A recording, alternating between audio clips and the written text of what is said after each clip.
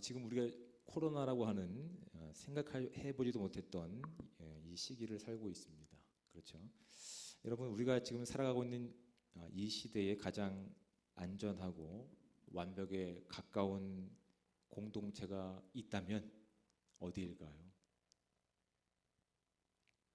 제가 또 이런 질문을 드리면 그 질문 뒤에 항상 이렇게 함정을 파놓고 당황스럽게 한 적이 많아서 여기까지 막 이렇게 답이 올라오더라도 섣불리 답을 못 하시는 경우가 있는 것 같습니다.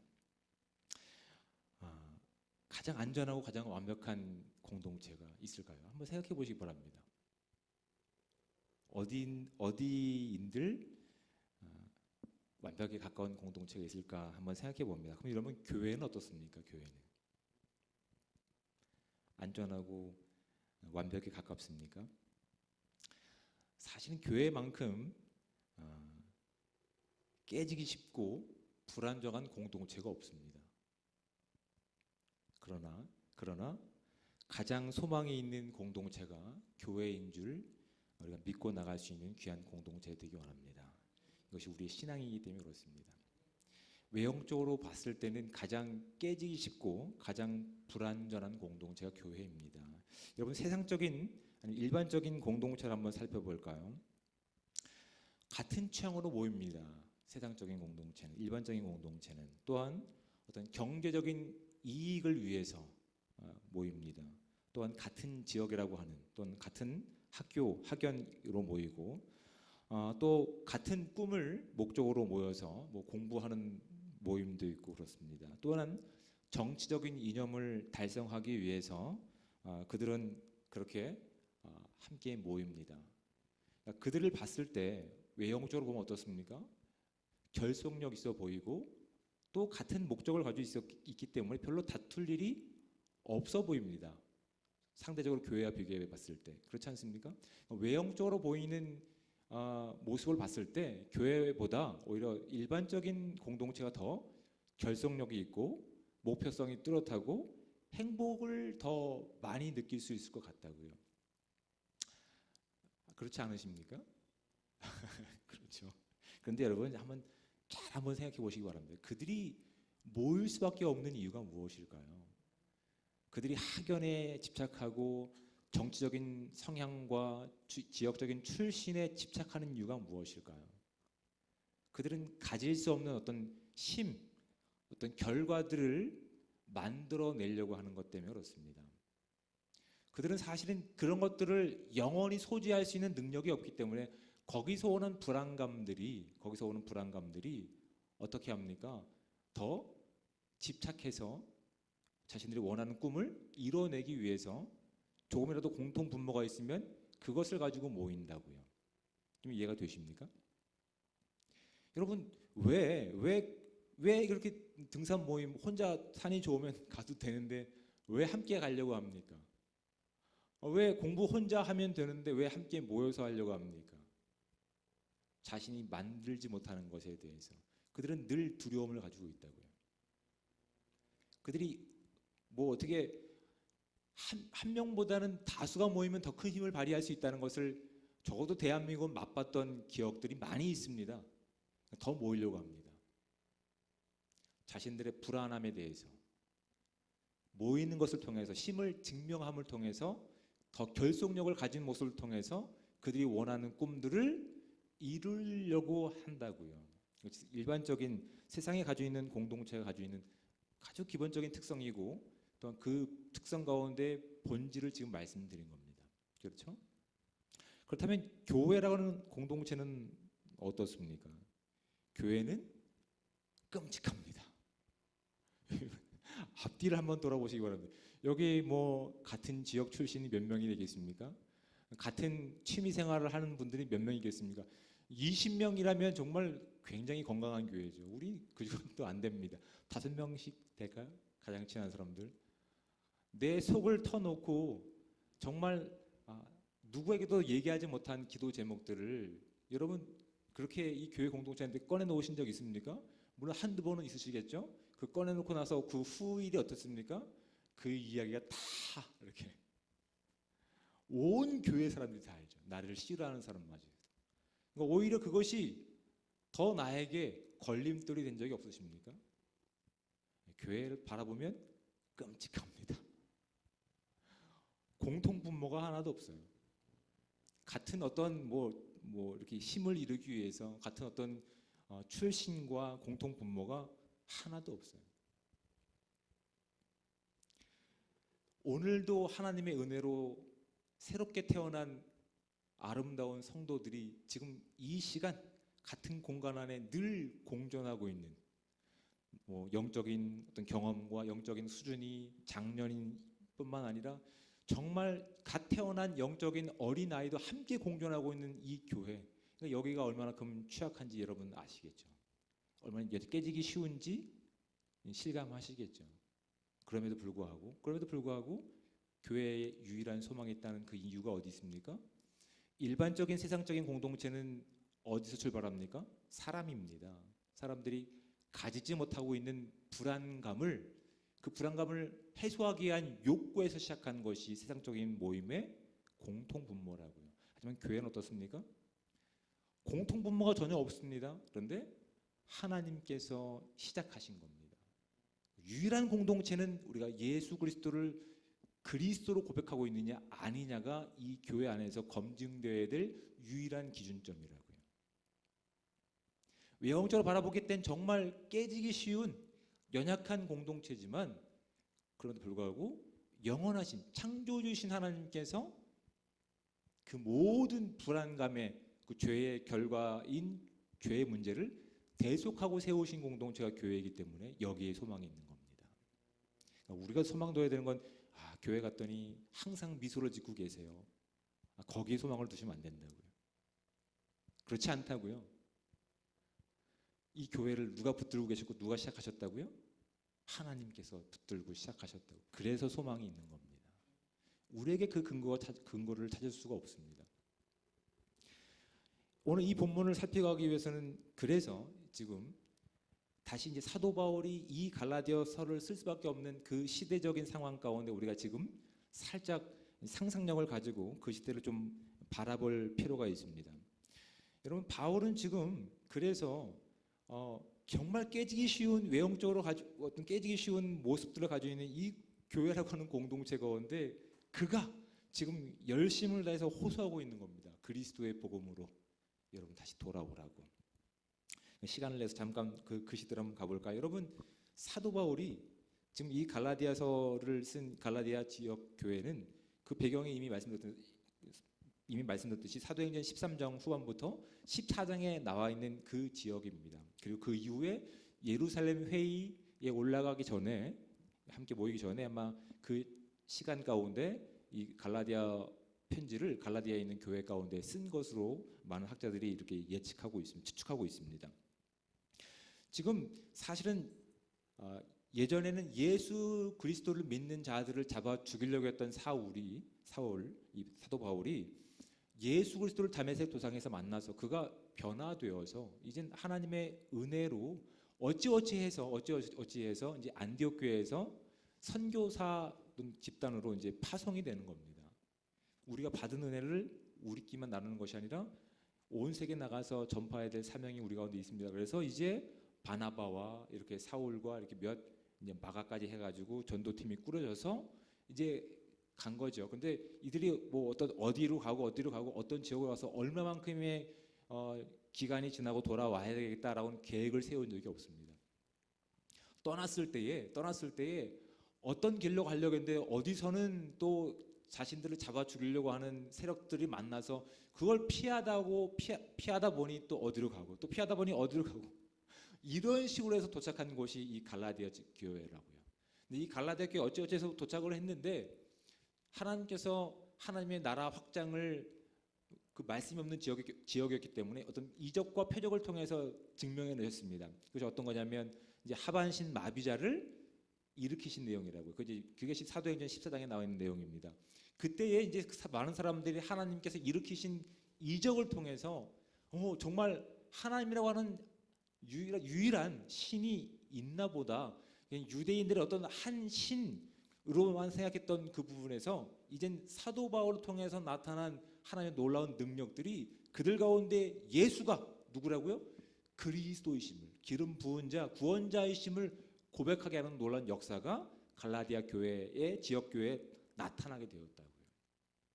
그래서 그들과 함께 이렇게 시간을 보내면서 그리스도의 복음이 무엇인지, 기쁨이 무엇인지 우리가 만들 수 없는, 우리가 함께 할 수 없는 그 하나님이신 예수 그리스도가 우리와 함께 하시기 위해서 이 땅에 오셨고, 우리가 하나님과 함께 할 수 없는 문제인 죄의 악의 문제를 대속하셔서 이제 우리와 영원히 함께 하십니다. 이 복음을 그들과 함께 나누고 교제하고 그렇게 생활하다가 이제 다시 안디옥 교회로 돌아오게 된 거라고요. 그리고 이제 얼마 만에 시간이 지난 겁니다. 얼마 만에 시간이 지났는데 이제 그 갈라디아 교회에 어떤 소문이 들렸다고요? 그 예수 그리스도의 그 복음에 플러스 무엇을 해야 한다는, 행위를 해야 한다는, 율법을 지켜내야 된다는 요상한 변질된 복음의 내용들이 이제 사도 바울 귀에 들린 거라고요. 거기에 대해서 사도 바울이 이 편지의 내용을 가지고 지금 그들 가운데 다시 복음이 무엇인지를 일깨워 주는 거라고요. 근데 여러분 한번 생각해 보시기 바랍니다. 사도 바울은 적어도 그 지역 교회, 그 지역 사회 가운데 최초로 그리스도의 복음을 전한 사람입니다. 그렇죠? 아니 뭐 우리는 시대 말로 얘기하면 나름대로 지분이 있는 사람이라고요. 나름대로 그 지역 가운데 설립자라고, 최초 설립자 아닙니까? 다른 누구보다도 무엇을 앞세울 수 있습니까? 나 이런 사람이잖아 를 나타낼 수 있다고요. 그렇죠. 그런 식으로 쳐다보지 마시고 한번, 그래서 제가 상상을 한번 해보시라고. 그 시대로 가서 만약에 정말 아무도 살지 않는 섬에 가서 복음을 전했는데 놀랍게도 하나님의 놀라운 은혜가 일어나서 그 사람들이 기대하지 않은 하나님을 나의 주님으로 고백했다고 생각해 보시기 바랍니다. 얼마나 기쁘겠습니까? 그렇죠? 돌아와서도 뭐라고 얘기합니까? 낚시꾼들 얘기하는 것처럼 내가 1m짜리 고기를 잡았어, 이런 식으로 뻥을 때리지 않습니까? 한 명 전도했는데 그 섬 지역이 모두 예수 믿었다고. 이게 우리가 가지고 있는 모습들이죠. 충분히 그러고도 남을 만한데, 그렇죠? 지금 사도 바울이 지금 이야기하는 내용들은 참 재밌습니다. 9절 말씀을 볼까요? 1장 9절. 우리가 전에 말하거냐 내가 지금 다시 말하노니 만일 누구든지 너희가 받은 것 외에 다른 복음을 전하면 저주를 받을지어다. 8절 말씀을 볼까요? 그러나 우리가 혹은 하늘로부터 온 천사라도 우리가 너희에게 전한 복음 외에 다른 복음을 전하면 저주를 받을지어다. 본인도 포함하고 있는 거라고. 본인도. 하늘의 천사뿐만 아니라 나 역시도 그리스도의 복음 외에 다른 것을 전하면 저주를 받겠다라고 정말 엄격하게 무섭게 이렇게 선포하고 있는 거라고요. 그런데 거기에 대해서 사도 바울이 나는 너희들에게 복음을 전했으니까, 나는 너희들과 다르니까, 차별할 만큼 뭔가 구분이 있으니까라고 하는 내용을 내세운 적이 하나도 없습니다. 오죽했으면 오늘 보십시오. 11절 말씀에 이렇게 되어 있습니다. 형제들아라고 되어 있어요. 형제들아. 이 피를 나눈 적도 없습니다. 그리고 사실은 내가 그들에게 복음을 전해준 적은 있지만 그들 가운데 뭔가 얻어먹은 것도 없지 않습니까? 그런데 지금 사도 바울이 지금 뭐라고 얘기합니까? 형제들아라고 이야기하고 있다고요. 자신과 지금 어리버리한, 영적으로 갓 태어난 그 갈라디아 교회 성도들을 지금 어떤 취급하고 있는 겁니까? 동일시하고 있는 거라고. 동일시. 여러분, 사도 바울이 어떤 사람입니까? 예수를 믿는 사람들, 그들을 어떻게 하기로 한 겁니까? 대제사장의 명을 받아서 죽이려고 그 먼 곳까지 갔던 인물이 이 사도 바울이었습니다. 목표의식이 분명했습니다. 그렇죠? 그 자신이 한 것에 대한 결단력이 있었고 추진력이 있던 사람입니다. 그렇죠? 근데 지금 갈라디아서 쓴 편지의 내용을 한번 바라보시기 바랍니다. 그런 내용이 없습니다. 그런 과격함이라든지, 물론 지금 그 열심이 있기 때문에 이 편지를 쓴 것이 맞겠죠. 그런데 전혀 다른 색깔의 열심을 가지고 있다고요. 과거의 그는 아까도 말씀드렸듯이 일반적인 세상이 가지고 있는 그 특징들을 가지고 있던 사람이었습니다. 내가 믿고 있었던 내가 믿던 유대교회 위함을 입힐 만한 사람들이 지금 예수라고 하는 자와 그 추종 세력 가운데 있으니까 내가 저들을 없애버려야 되겠다. 내가 가지고 있는 기득권을 지키기 위한 두려움에서 그런 결단했었다고요. 그것이 어디 나와 있습니까? 그것이 오늘 보십시오. 13절 말씀. 내가 이전에 유대교에 있을 때 행한 일을 너희가 들었거니와 하나님의 교회를 심히 박해하여 멸하고 내가 내 동족 중 여러 영갑자보다 유대교를 지나치게 믿어 내 조상의 전통에 대해 더욱 열심히 있었으나, 열심히 있던 사람이었다고요. 그렇죠? 자신이 어떤 확고한 신념 하에 결단력을 가지고 추진력을 가지고 사람을 죽일 만큼 엄청난 추진력을 가지고 있던 사람이었다고요. 그런데 지금 그 추진력의 내용이 없습니다. 이 편지의 내용 가운데. 그가 중간에 어떤 일을 겪었는지 우리는 알고 있지 않습니까? 다메섹 도상에서 그가 누구를 만났습니까? 하나님이신 예수님을 만났습니다. 그리고 그 예수님이 그리스도이심을 그가 깨닫게 된 거라고요. 그 이전에는 어떤 사람이었습니까? 사도 바울은 나는 열심을 가진 만큼 내가 무엇인가 할 수 있을 거라고 하는, 그렇죠? 우리가 믿고 있는 유대교에 대해서 무엇인가 할 수 있는 존재라고 여겼다고요. 근데 다메섹 도상에서 예수 그리스도를 만나고 그는 어떤 존재가 됩니까? 자신의 모습은 사라집니다. 난 아무것도 아닙니다. 난 아무것도 아닙니다. 그리고 지금 이 편지를 쓰고 있는 이 내용 가운데 그는 어떤 존재로 지금 고백하고 있습니까? 나는 여러분과 함께 그리스도의 몸된 지체입니다. 이렇게 얘기하고 있는 거라.